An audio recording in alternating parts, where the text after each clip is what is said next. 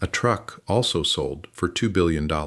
It had no engine. It was rolling downhill on its own, and nobody noticed until it was too late. In 2014, a man named Trevor Milton had an idea. Not a truck, a revolution. Diesel trucks were dirty, slow to change, stuck in the past. Milton promised something else, a hydrogen-powered semi-truck, zero emissions, long range, a new kind of trucking company. He named it Nikola. It came from the name of the inventor that even Tesla admired. The name itself was a message, a challenge. Wall Street loved a good rivalry. By 2020, Nikola had no factory. It had no mass-produced trucks. It had no real revenue. But it had something more powerful than all of that. It had a story. In June 2020, Nikola went public through a method called a SPAC. Think of a SPAC as a shortcut. Instead of the long, slow process of a normal stock listing, a company merges with an already public, empty shell. Faster, looser rules, fewer questions asked. Nikola took this shortcut, and the market exploded. In its first trading days, Nikola's value passed $30 billion.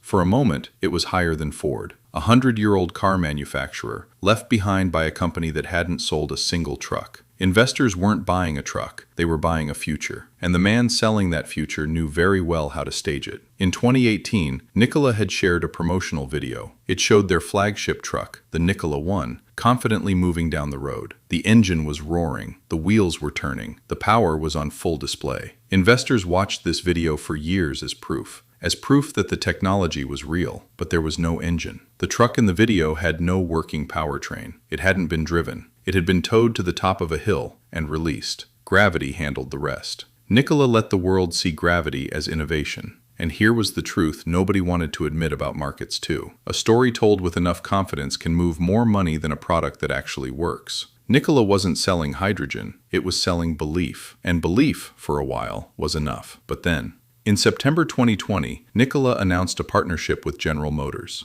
GM would manufacture the truck, take an equity stake. The stock rose again. To the public, this looked like validation. An established giant putting its name behind this dream. But behind the curtain, something else was happening. Short sellers, investors betting that the stock would fall, had already published a detailed report. They called Nikola an intricate fraud. They pointed to the hill, to the towed truck, to years of claims that didn't match the company's actual technology. 11 days after the GM deal, Trevor Milton resigned. Not because the deal failed, because the foundation underneath it had already cracked. What followed wasn't fast. It was slow. It was painful. It was in public. Federal investigators opened a case. In 2021, Milton was charged with securities fraud and wire fraud. Prosecutors claimed he had lied repeatedly to investors about Nikola's technology, its trucks, its capabilities. In 2022, a jury found him guilty on multiple counts. The man who once stood on stage promising a hydrogen revolution was sentenced to prison. Nikola, the company, tried to survive without him. It struggled. It bled cash. It never became the company investors had paid for. In 2025, after years of mounting losses, Nikola declared bankruptcy. The truck that once outvalued Ford